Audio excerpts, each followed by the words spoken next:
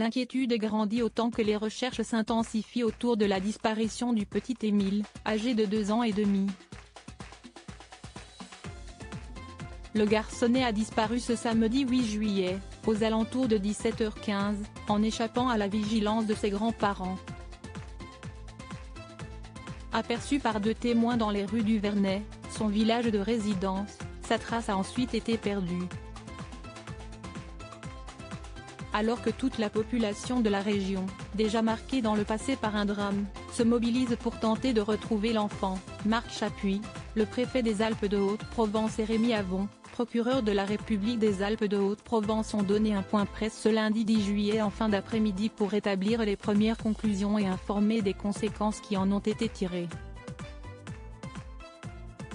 Parmi elles, le préfet a notamment annoncé que les battus sont désormais arrêtés, au profit d'une autre méthode de recherche. Nous allons adapter le dispositif pour qu'il soit plus ciblé et plus sélectif, a-t-il tout d'abord déclaré, avant de poursuivre. On reste présent sur le terrain, on déploie des moyens spécialisés à la recherche de traces et d'indices, et on répond aux besoins de l'enquête judiciaire. Des nouvelles mesures impliquant de nouvelles équipes cynophiles et l'intervention de militaires de la gendarmerie pour un ratissage et qui devrait selon l'homme d'État, permettre de délimiter la zone de recherche pour retrouver l'enfant.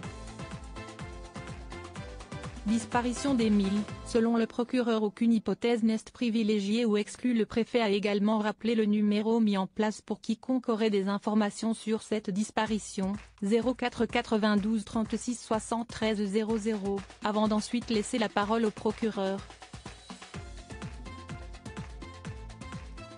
Celui-ci, de son côté a déclaré qu'aucune hypothèse pour l'instant n'était privilégiée ni exclue, tout en précisant que rien ne laisse présager un enlèvement, et qu'aucune garde à vue n'était pour l'instant établie. Quant aux brigades cynophiles, malgré la mobilisation de 3 types de chiens et de plusieurs marquages dans différents lieux, aucune évolution n'est malheureusement à constater pour le moment. Néanmoins, les 2 hommes ainsi que le maire du village gardent encore espoir dans la possibilité de retrouver l'enfant sain et sauf, le garçon étant connu dans la région et connaissant aussi de son côté les alentours du village. Crédit photo, capture écran Facebook.